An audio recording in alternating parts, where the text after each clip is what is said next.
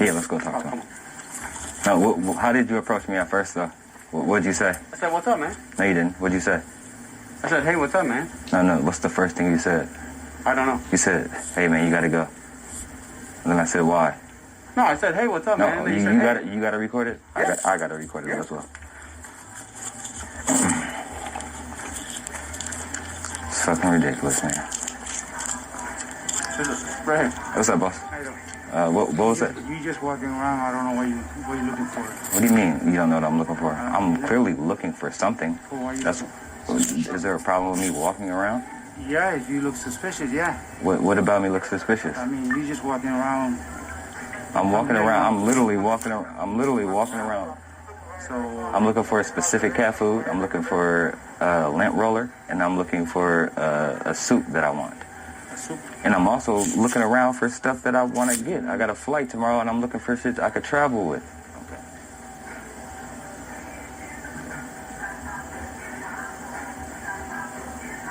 It's up to you. Okay, let me see what come here for a second. Let me call somebody to help you. I don't need help. Who are we looking for? Let's go talk to somebody, because I come in here every day. I live right down the street. You want to see my address? Yeah. You want to know where I live? You want to see where I live, too, right? Okay. Yeah. You're just choking up right now. You feel this? It's 2 blocks away. Hey, do I come in here a lot? Do you recognize me?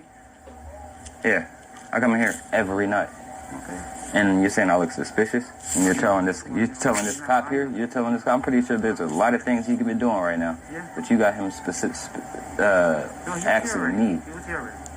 And you're telling him I'm suspicious? When you're walking around. You look suspicious watching me as I'm trying to shop. I'm doing my job. You're not doing a good job at it. Now tell me why I look suspicious. You're just walking around and you're not buying. Like a normal person. You came the first time. Literally a normal You person. came the first time. Yes. You didn't buy nothing. You just. That's okay. That's all right. What are you looking at me like that for? All right, who are we going to? Who do we need to talk to?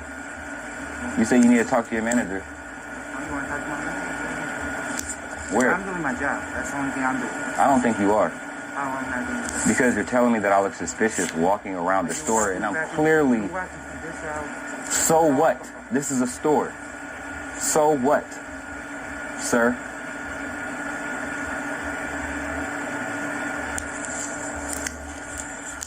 What are you sitting there looking at me like that for? You could be calling me. I'm not doing nothing. I'm doing my job. That's it. And your job is to point out people that walk into the store and say they look suspicious? You're going to tell these cops here that I'm suspicious, walking around like... There's a lot of people walking around, just walking around. Am I the only one that looks suspicious? No. Well, who else did you point out? Who else did he point out to y'all? Nobody? So why are you approaching me, asking me why'd you tell me I gotta go? Because he told me that you have to leave. And why'd you tell him that I have to leave?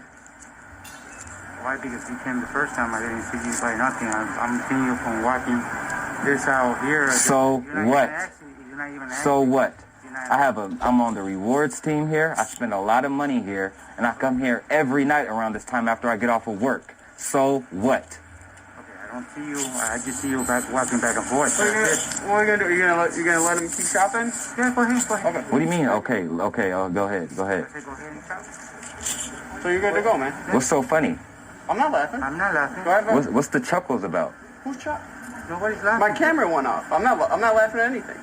Because I don't think this is funny, bro. Nobody's not laughing. funny. I said you're good to Nobody's go. laughing. He said you can shop. You're good to go. Like, Okay. this is some bullshit, bro. No, No, it's not. No, it's not. This is some bullshit, bro.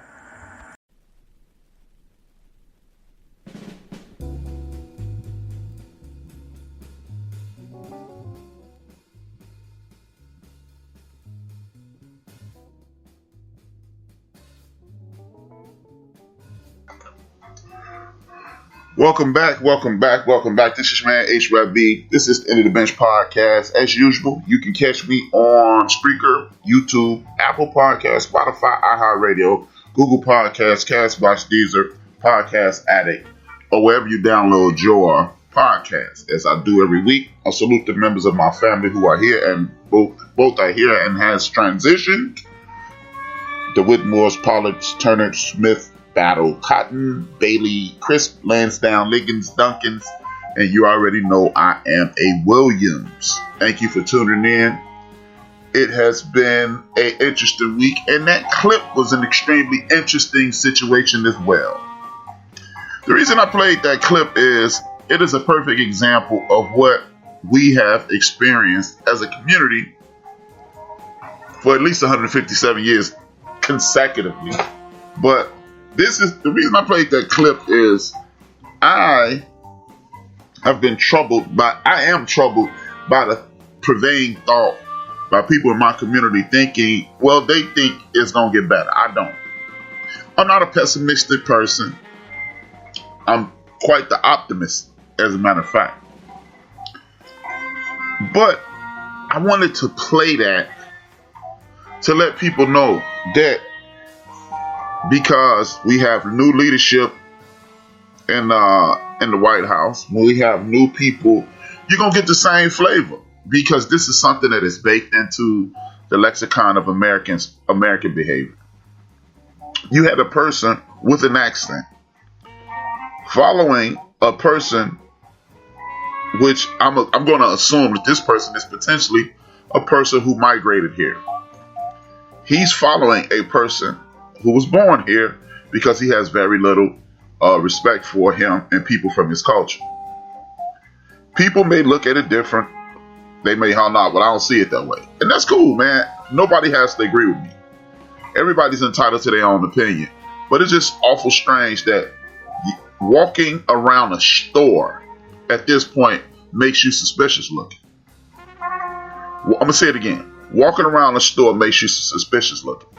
We are in a situation to whereas we're being attacked from all sides.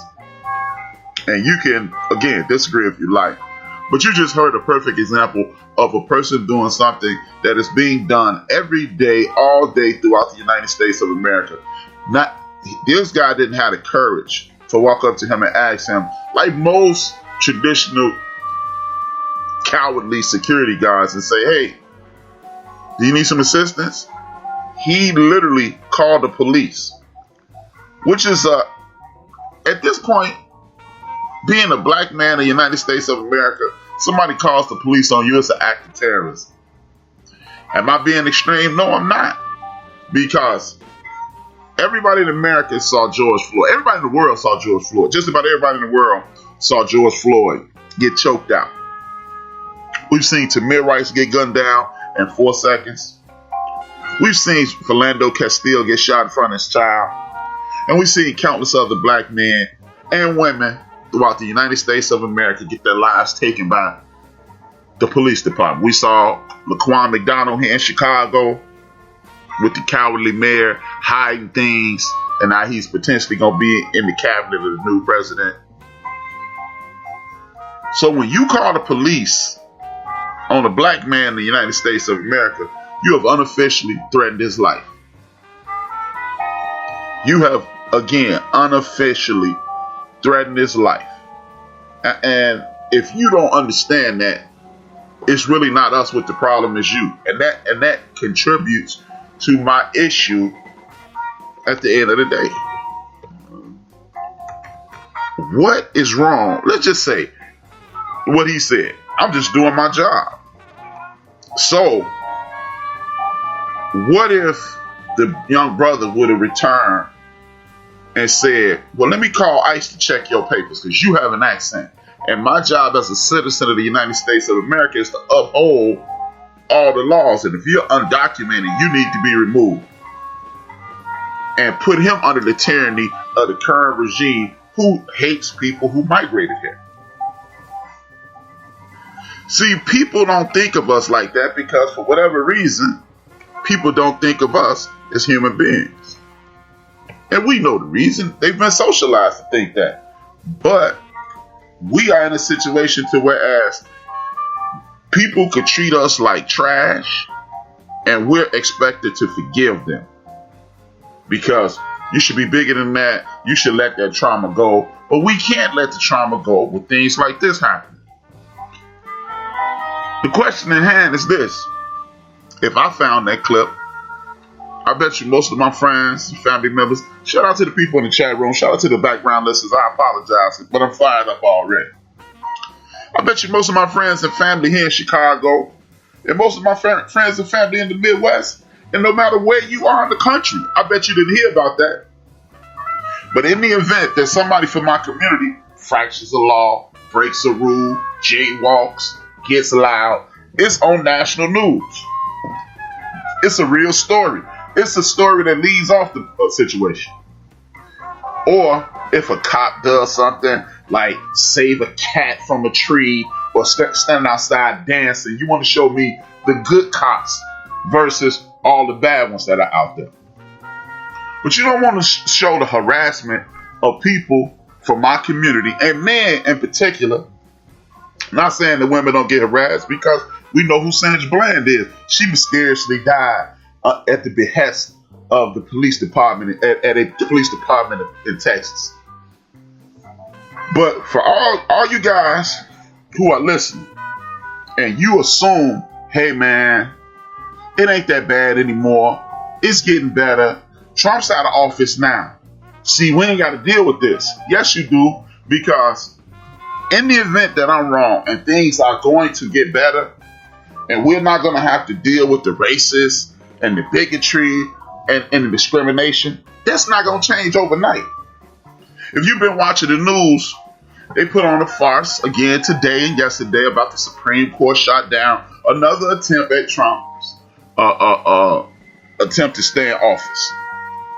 The fact that it wasn't a unanimous decision makes me go, see, this is some nonsense. And we're going to be ready for some more of this foolishness. See, when you are in a fight against something that's wrong, you should be loud and proud. You should never stop beating the table until it is eradicated or squashed or to the point where you can't see it anymore. I'll give you a vulgar example. If you had rats and roaches in your house, you wouldn't just kill the rats and roaches you see. You would call an exterminator and get rid of all the pests and rodents out your place. Because you know, if I just kill the ones I see, there are literally potentially millions or hundreds of thousands or dozens of rodents and hundreds of thousands of pests in your house. You would just go, okay, I mop the floor. The roaches are gone, and rats don't like the smell of bleach, and I'm cool. You wouldn't do that, and you wouldn't anticipate it being gone. Even after the exterminator leaves, you wouldn't be like, okay, I'm cool. You would still diligently clean your place and hope to eradicate all those rodents and things of that nature. Hate, discrimination, bigotry works the same way. It's the same filth. So if you are going to relax and assume that things are going to get better just because they got an outward bigot out of the office, when the last time you heard Nancy Pelosi's voice? Okay, I didn't think so either. Well, and then people are going around patting Mitt Romney on the back. Mitt Romney's the same dude who stood next to Trump for most of this. He stood silent because being silent is complicit. Again, to use another vulgar example, if you saw someone being sexually assaulted and you don't kick that man off that person, off that woman, you may as well help them. So all your politicians, the Democrats that are supposed to be on your side, who not speaking up right now, you do understand they are against you. See, the thing is, they can't be outwardly against you because then you'll ruin them. I will always say this. I will say this as long as it counts. I won't say always. I'll say this as long as it counts. Almost 81 million Americans voted against Donald Trump. But almost 75 80 million Americans voted against Donald Trump, but almost 75 million voted for